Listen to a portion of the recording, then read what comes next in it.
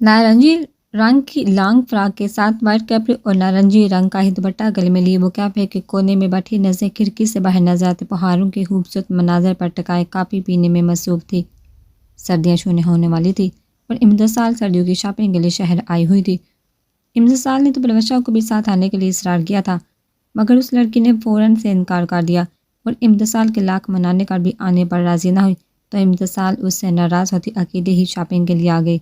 وہ اپنی سوچوں میں ڈوبی کافی پی رہی تھی جبکہ کچھ فاصلے پر ہتھیار تھامے کھڑے اس کے گارڈز کیفے میں داخل ہوتے بہرام شاہ کو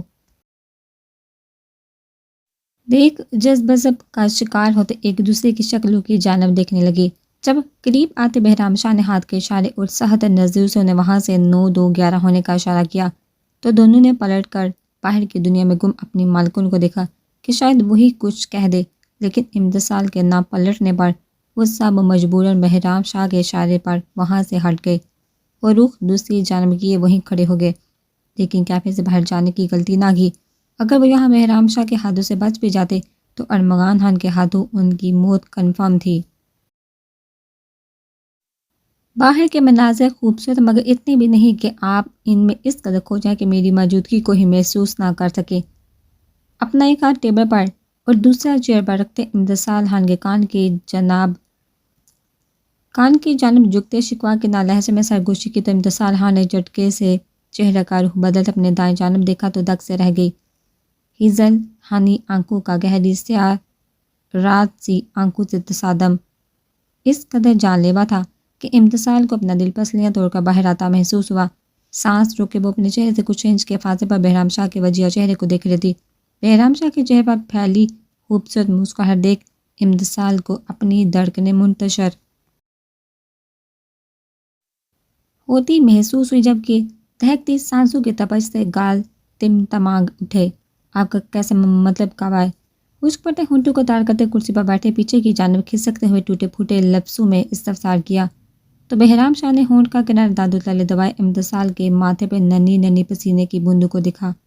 تب جب آپ اس خوبصورتی میں کھوئی ہوئی تھی، چیئر سے ہاتھ ہٹاتے سیدھے ہوتے کھڑکی سے باہر دیکھتے، ہنوز شکوا کے نہ لہجے میں کہا تو بہرام شاہ کے لہجے میں جلال محسوس کرتے امتسال کے ہونٹوں پر مسکراہٹ رنگ گئی۔ جبکہ سامنے کرسی کھسکا کر بیٹھتے بہرام شاہ کے چہرے کی مسکراہٹ پال میں سمٹی تھی۔ نارنجی رنگ پہنے، براؤن بالوں کو درمیان سے مانگ نکال کر دونوں اطراف میں کھلا چھوڑے، گلے میں اسٹار شیپ کا پینڈنٹ پہنے، ہیزل ہنی آنکھوں میں کاجل لگائے، لمبی گندی سیاہ پلکوں کو مسکارا لگا کر اور دلکش بنایا گیا تھا، ہونٹوں پر چاکلیٹ براؤن لپسٹک لگائے وہ اس قدر خوبصورت لگ رہی تھی کہ وہ پل میں کسی کا بھی ایمان ڈگمگا سکتی تھی۔ نظریں امتسال خان کے خوشروا سراپے سے ہٹاتے بہرام شاہ نے ایک نظر اطراف میں دوڑائی تو کیفے میں اس وقت اکا دکا لوگ تھے اور وہ بھی شاید کپل ہی تھے۔ نظر اطراف سے ہوتی خود کو نہ سمجھی سے دیکھتے امتسال پر آ کر رکی تو بہرام شاہ نے غصہ ضبط کر اپنی مٹھیاں سختی سے بیندھے کوہنیاں ٹیبل کی سطح پر ٹکائے۔ میں نے کچھ کہا تھا تم سے امتسال؟ سخت نظروں سے امتسال کو دیکھتے دبے دبے لہجے میں اگر آ کر کہا تو پل میں امتسال کی مسکراہٹ سمٹی۔ بہرام شاہ کی آنکھوں میں سرخی اترتی دیکھ امتسال کو بڑی ریڑھ کی ہڈی میں سنسناہٹ ہوتی محسوس ہوئی۔ کچھ دن پہلے کی وارننگ یاد آئی تو امتسال کو اپنی جان جاتی محسوس ہوئی۔ پلوشا سے ناراض ہوتے وہ تیزی سے وہاں سے نکلتی گاڑی میں آن بیٹھی تھی۔ چادر کا خیال راستے میں آیا تو اس نے یہ سوچ کر نظر انداز کر دیا کہ بہرام شاہ وہاں تھوڑی ہوگا یا اسے تھوڑی پتہ چلے گا، مگر اب بہرام شاہ کی آنکھوں میں خون اترتے دیکھ امتسال کو اپنی غلطی کا شدت سے احساس ہوا۔ میں بھول گئی۔ مجرموں کی طرح سر جھکائے اپنی غلطی کا اعتراف کیا تو بہرام شاہ نے ہونٹ بیندھے اپنے دائیں ہاتھ کی انگلی کو ماتھے سے پھیرتے اشتعال بقابو پانے کی کوشش کی۔ چادر عورت کی عزت ڈھانپنے کے لیے ہوتی ہے، اسے بری نظروں سے بچاتی ہے۔ تم کیسے بھول سکتی ہو جبکہ میں تمہیں چادر کے بغیر حویلی سے باہر قدم رکھنے سے منع کر چکا تھا؟ پھر تمہاری ہمت بھی کیسے ہو چادر کے بغیر یہاں تک آنے کی؟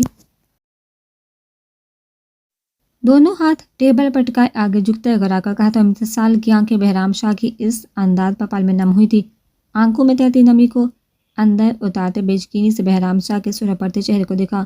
وہ محبت کرتا تھا مگر وہ یہ حق نہیں رکھتا تھا کہ اپنا غصہ اس طرح سے اس پر اتارے۔ مسٹر بہرام شاہ، آپ کو کوئی حق نہیں پہنچتا اس لہجے میں مجھ سے بات کرنے کا۔ آج تک میرے بھائیوں نے مجھ سے اس لہجے میں بات نہیں کی۔ اگر آپ یہ اپنی محبت کی دوست جما رہے ہیں تو نہیں چاہیے مجھے ایسی محبت۔ امتسال کی انگلی اٹھا کر سخت لہجے پر بہرام شاہ نے خاموش نظر سے اسے دیکھا، جس کا چہرہ آنسو سے بھیگتا جا رہا تھا۔ گلابی چہرہ پل میں سرخ ہوا۔ جسے دیکھتے بہرام شاہ نے ہونٹوں کا کنارہ دانتوں تلے دبائے۔ امتسال کپ کپاتے ہونٹوں کو دیکھا بھی وہ کچھ کہتا کہ امتسال جھٹکے سے اپنی جگہ سے اٹھی، تیز تیز قدم لیتی باہر نکلتی چلی گئی، جبکہ بہرام شاہ نے گھنے سیاہ بالوں میں ہاتھ پھیرتے خود کو کوسا۔ امتسال کے معاملے میں وہ اپنی نیچر سے ہٹ کر شدت پسند ہو رہا تھا، اور جب سے داجی کا جواب سننا تھا تو لہجے میں استحقاق اود آیا تھا۔ پہلے وہ اسے محبت کی نظر سے دیکھتا تھا، مگر آج بہرام شاہ نے امتسال خان کو اپنی ہونے والی بیوی کی نظر سے دیکھا تھا۔ وہ نہ چاہتے ہوئے بھی اپنی لہجے پر قابو نہ پا سکا۔ خود کو کوستے ایک جھٹکے میں اٹھتا، لمبے لمبے ڈاگ پڑتا میں امتسال کے پیچھے بھاگنے کے انداز میں گیا۔ امتسال! سڑک پر تیزی سے چلتی امتسال خان کو بھاگتے ہوئے پکارا تو امتسال نے قدموں میں تیزی دہرائی۔ اب تم نے مجھ سے دور بھاگنے کی کوشش کی تو قسم کھا کر کہہ رہا ہوں، ابھی اور اسی وقت کسی مسجد میں لے جا کر نکاح پڑھوا لوں گا تم سے، اور پھر بھاگ کر دکھانا مجھے۔ امتسال خان کا بازو تھامتے جھٹکے سے اپنی جانب موڑتے ہوئے سرد سپاٹ لہجے میں کہا تو امتسال نے ہونکوں کی طرح منہ کھولے بہرام شاہ کو دیکھا۔ اور آپ کو کیا لگتا ہے آپ نکاح پڑھوائیں گے اور میں نکاح پڑھ لوں گی بنا سوچے سمجھے؟ آپ جیسے شخص کو قبول کر لوں گی جو پل میں مجھے ذلیل کر دیتا ہے، نم لہجے میں چلا کر کہا تو بہرام شاہ نے گہری نظر سے امتسال خان کی بھیگی پلکوں کو دیکھا۔ دل نے سر پسلیوں سے ٹکراتے ان اٹھتی گرتی پلکوں کے جلمل کو چھونے کی خواہش کی تو بہرام شاہ نے بری طرح ڈبرتے سر جھٹکا۔ مجھے صرف لگتا ہی نہیں، مجھے یقین ہے۔ ہونٹوں پر دلکش مسکراہٹ سجائی یقین بڑے لہجے میں کہا تو امتسال نے سادے سے ہونٹ بھینچے۔ اور ذلیل نہیں کیا تمہیں؟ اپنی عزت کو بھی کوئی ذلیل کر سکتا ہے؟ حق جتایا تھا اپنی محبت پا ہونے والے شوہر کا استحقاق منہ زور ہوتا اود آیا تھا۔ محبوبہ کو بیوی کے روپ میں سوچتے ہر چیز سے رقابت محسوس ہوئی تھی۔ پہلو میں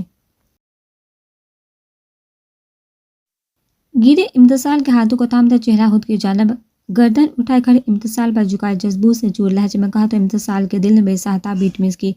بہرام شاہ کے شوہر والی بات پر الجھ کر دیکھا، تمہیں ہمیشہ کے لیے مانگ لیا ہے، اب مسز بہرام شاہ بننے کے لیے تیار ہو جو جانب۔ امتسال کی آنکھوں میں الجھن ایک شوخ لہجے میں کہا تو امتسال نے حیرت سے بہرام شاہ کے مسکراتے چہرے کو دیکھا۔ اور اگر میں اس رشتے سے انکار کر دوں؟ اپنی حیرت پر جلد قابو پاتے ابرو اچکا کر کہا تو بہرام شاہ کے ہونٹوں پر پر اصرار مسکراہٹ رنگ گئی۔ اور تمہاری اس بکواس پر اگر میں تمہاری ہی جان لے لوں تو؟ امتسال کے لہجے میں دو بدو جواب دیا تو امتسال نے بے یقینی سے بہرام شاہ کی سیاہ گہری آنکھوں میں دیکھا، جہاں اس وقت امتسال کو صرف اور صرف اسے پانے کا جنون اور شدت ہی نظر آ رہی تھی۔ آپ مجھے دھمکی دے رہے ہیں؟ لہجے کو حتی المکان نارمل رکھتے اپنے ہاتھ چھڑوانے کی کوشش کرتے ہوئے استفسار کیا تو بہرام شاہ نے فوراً سر نفی میں ہلایا۔ میں سچ بتا رہا ہوں، کندھے اچکا کا جواب دیا تو امتسال کی آنکھیں ایک دفعہ پھر سے نم ہوئیں۔ آپ میری جان لینے کی بات کر رہے ہیں بہرام؟ کیا آپ کے لیے میری جان اتنی ہے کہ اپنی رائے ظاہر کرنے پر آپ مجھے جان لینے کی دھمکی دے؟ ہاتھ چھڑوانے کی کوشش ترک کرتے بھی گئے لہجے میں شکوا کیا تو بہرام شاہ نے سنجیدہ نظر سے امتسال خان کو دیکھا۔ میں صرف بات نہیں کر رہا، حقیقت بتا رہا ہوں تمہیں۔ تمہاری جان، تمہاری سانسوں، تمہارے وجود کے سوا اس دنیا کی کوئی چیز میرے لیے اہمیت نہیں رکھتی، اور جب تم ہی اس جان کو، اس وجود کو مجھ سے دور کرو گی، کسی اور کے لیے ان سانسوں، اس جان اور وجود کی حفاظت کرو گی، تو کیا فائدہ اس وجود اور جان کے ہونے کا؟ کیا فائدہ جب یہ سانسیں میری سانسوں میں شامل نہیں ہو سکی، جب یہ جان مجھ میں شامل ہو کر ایک جان نہیں ہو سکے گی، جب یہ وجود میری محبت کے رنگ میں نہیں رنگ سکے گا، میری شدتوں اور میری خوشبو سے نہیں مہک سکے گا، تو اس کا اس دنیا میں ہونا ہی فضول ہے، اور کسی اور کے لیے ہونا تو ناممکن ہے۔ چہرہ امتسال کے چہرے پر جھکائے دھیمے مگر تپش زدہ لہجے میں کہتے امتسال کی مدم چلتی سانسوں میں گہری سانس دی تو امتسال کو اپنی ٹانگوں سے جان نکلتی محسوس ہوئی۔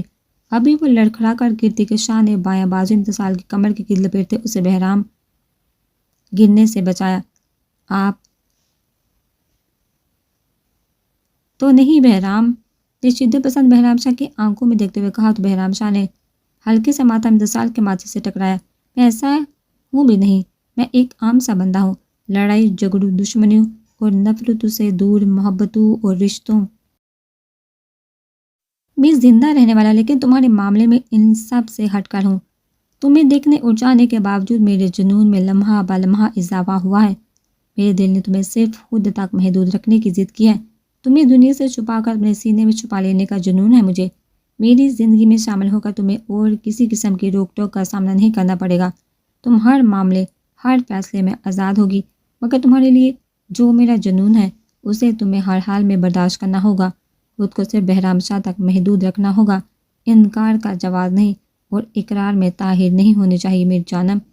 پورے 20 دن بعد تمہیں اپنی بیوی کے روپ میں ملوں گا، اور حویلی اب میں تمہیں آخری وارننگ دے رہا ہوں، چادر کے بغیر قدم باہر رکھا تو اپنے قدم قبر میں رکھنے کے لیے تیار رہنا۔ امتسال کے کان کی جانب جھکتے سرگوشی نما لہجے میں کہتے پیچھے ہوتے امتسال کا گال تھپ تھپایا۔ فون نکال کر گارڈ کو گاڑی لانے کو کہا، اور بت بنی کھڑی امتسال کا ہاتھ تھامتے گاڑی میں بٹھا کر دروازہ بند کرتے اپنی گاڑی میں بیٹھتے ڈرائیور کو گاڑی سٹارٹ کرنے کا اشارہ کیا۔ امتسال کی گاڑی حویلی کے اندر داخل ہوئی تو بہرام شاہ نے گہری سانس لیتے اپنی گاڑی کا رخ شاہ حویلی کی جانب کیا۔ شاہ جی، وہ چھوٹے خان، میرا مطلب ارمغان خان آئے ہیں۔ بہرام شاہ، جو امتسال کے حویلی داخل ہونے کے بعد ڈیرے پر آ کر حساب کتاب دیکھ رہا تھا، ملازم کے پیغام دینے پر رجسٹر بند کردہ اٹھ کھڑا ہوا۔ آنے والا شخص کوئی عام تو نہیں تھا۔ جس قدر وہ شرارتی تھا اس قدر ہی وہ سب کا لاڈلا تھا۔ نہ جانے کیا کشش تھی اس مغرور شہزادے میں کہ سب اس کی جانب کھینچے چلے جاتے تھے۔ اس کی شرارتی آنکھوں کی چمک اور چہرے کی معصومیت کسی کا بھی دل موم کاٹ سکتی تھی، اور اپنی اسی خوبی سے وہ بخوبی واقف تھا، اور اس کا بھرپور فائدہ اٹھاتے وہ حویلی والوں کے ساتھ ساتھ گاؤں والوں کو بیوقوف بنا جاتا تھا۔ جبکہ کبھی زرگام اور کبھی آئس اس کی معصوم شکل دیکھتے اس کی ہر ضد وہ رکا دیتے تھے۔ دشمنی کی دیوار کھڑی ہونے کے باوجود بھی ان کا دل چھوٹے خان کے لیے اتنا ہی نرم تھا جتنا کہ اس ننھے سے وجود کو پہلی بار ہاتھوں میں لیتے وقت تھا، اور اب تو بہرام شاہ کو چھوٹا خان پہلے سے اور عزیز تر ہو گیا تھا۔ بہرام شاہ کمرے سے نکل کر باہر گیٹ کی طرف آیا تھا۔ ارمغان خان کو سفید شلوار کے ساتھ نیلا کرتا جس کی آستینوں کو کوہنی تک فولڈ کیا ہوا تھا پہنے، آنکھوں پر سن گلاسز لگائے، جیپ کے ساتھ ٹیک لگائے کھڑے دیکھ ہونٹوں پر مسکراہٹ گئی۔ شکر ہے میری قسمت میں شرارتی مگر معصوم سا سالہ لکھا ہے، ورنہ ہدایق شاہ کو دیکھتے تو مجھے اس کے ہر پر ترس ہی آتا ہے۔ ارمغان خان کو اپنی جانب آتے دیکھ دل ہی دل میں شکر ادا کرتے ہوئے کہا، اور قدم ارمغان خان کی جانب بڑھائے۔ چھوٹے خان، آج کیسے ہمارے غریب بہانے کو رونق بخشنے کا سوچ لیا؟ ارمغان خان کو زور سے گلے لگاتے، پیٹھ تھپ تھپاتے ہوئے مسکراتے لہجے میں کہا تو ارمغان خان کا مدھم کہہ کر فضا میں گونجا، ایسا غریب کھانا اللہ سب کے نصیب میں کرے۔ سن گلاسز اتار کا ہاتھ میں پکڑتے شوخ لہجے میں کہا تو ارمغان خان کے جواب پر بہرام شاہ کا کہکا بے ساختہ تھا، آمین۔ تم مجھے بتا دیتے اجاڑ کے آنے والے ہو تو پھر میں خان کے لحاظ سے کھانے میں اچھا سا انتظام کر لیتا۔ ارمغان خان کے کندھے پر بازو پھیلاتے اندر کی جانب قدم بڑھاتے ہوئے کہا تو ارمغان خان نے مسکراتے ہوئے سر نفی میں ہلایا۔ آپ محبت سے جو بھی کھلا دیں گے یہ خان اپنی خوش قسمتی سمجھ کے کھا لے گا۔ سینے پر ہاتھ رکھتے تھوڑا جھکتے ہوئے کہا تو بہرام شاہ نے محبت سے ارمغان خان کے کندھے پر تپکیل دیتے صوفے پر بیٹھنے کا اشارہ کیا۔ 20 منٹ میں کھانے کا انتظام کرو اور دمبا لازمی ہو اس میں، تب تک چائے پانی بھیجو۔ ملازم کو کھانے کا کہتے بہرام شاہ مکمل ارمغان خان کی جانب متوجہ ہوا، جو ٹانگ پر ٹانگ رکھے صوفے کی پشت پر بایاں بازو پھیلائے جبکہ دوسرے ہاتھ سے موبائل میں مصروف تھا۔ اور کیسی جا رہی ہے تمہاری ڈیوٹی؟ بہرام شاہ کے پوچھنے پر ارمغان خان نے مسکراتے موبائل سامنے ٹیبل پر رکھا۔ کیسی ڈیوٹی؟ ظلم ہو رہا ہے مجھ معصوم پر۔ غلطی ان دونوں آدمیوں کی تھی کہ رات کے پچھلے پہر بائک لیے گاؤں کی گلیوں میں گھوم رہے تھے اور چہرے بھی چھپائے ہوئے تھے، تو ہو گئی غلط فہمی مجھے اور لگا دی میں نے انہیں دو تین۔ وہ تو بعد میں پتہ چلا کہ وہ پہرے دار تھے۔ اب پچھلے 15 دن سے ڈیرے اور خود کھیتوں پر ڈیوٹی لگائی ہوئی ہے۔ داجی نے میری چہرے پر معصومیت سجائے آنکھیں پٹپٹاتے ہوئے کہا تو بہرام شاہ کو اپنا کہکا ضبط کرنا مشکل ہو گیا۔ مہینہ پہلے گاؤں میں کافی چوریاں ہونا شروع ہو گئی تھی۔ ان میں سے ایک شخص جس کی چوری ہوئی اس کا کہنا تھا کہ 3 نقابپوشوں نے اسے کھیت کے جانب گھیر دیا تھا، تو تب زرگام خان نے رات کے وقت گاؤں کی گلیوں اور کھیتوں کی جانب